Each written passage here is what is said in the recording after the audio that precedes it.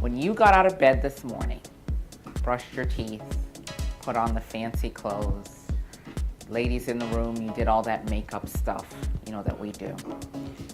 And you got out and you got in your car. Did you ask yourself, what is the value that I'm bringing today?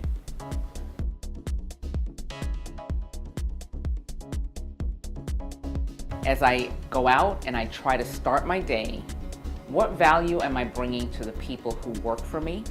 What value am I bringing to myself? What value am I bringing to the organization that hired me?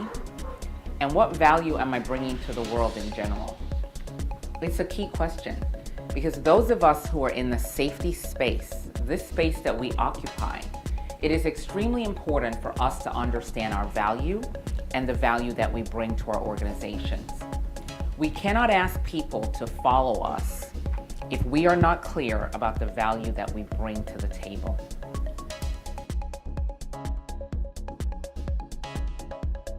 What is your importance? And is your importance relevant to where the organization is headed?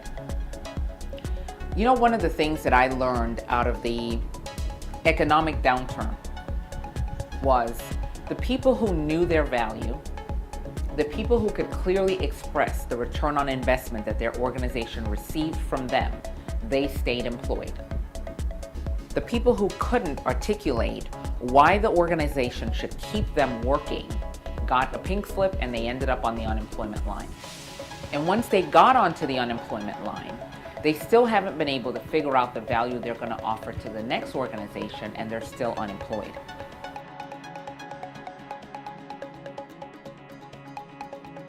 One of the most interesting things is if you go to any organization, the very first thing that they'll say to you is, my people are my most valued asset. You hear that all the time. You hear it. The people are my most valued asset. We could not do this job without the people here. But the reality is your people are dispensable because you treat them like shoes. Very few of us in this room actually want to get out there and shovel that cement. So if we don't want to shovel the cement and we're asking someone else to shovel it for us, we have to be thinking that they bring value to the table even if they're at the bottom of the pile.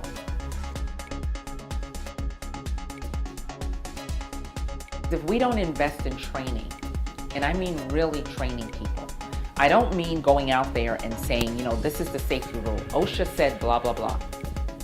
OSHA says we've got to check all these boxes. So I'm going to check the box, and it's going to take me 2 seconds or less to check the box. Let me tell you one of the reasons why I don't do safety training anymore.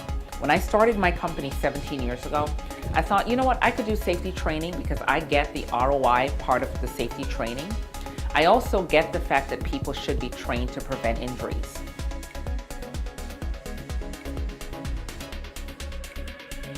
And after a while, I got so annoyed with that whole process that no one can call me now for safety training. I won't do it. Because I don't think that people value their employees enough to really want to train them. I think they value them enough to, clock them in, get the job done, clock them out. And we hope that when we clock them out, they're going home in one piece to their family. What all of us need to understand, the value that we bring to our organization and the value that we bring to the people who work for our organization is that they get to go home at night to their family.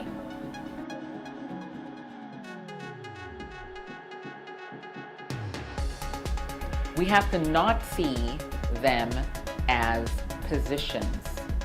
We cannot see them as job titles. We cannot see them as a body that is filling a position. We have to see them as a valuable asset that's coming to the table, that's allowing us to do the things we do, make the money that we're making, build the buildings that we're building, and moving from point A to point B.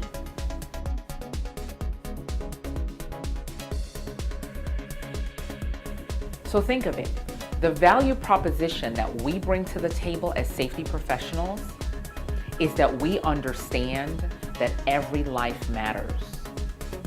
And because every life matters, we get up every day and we do what we do.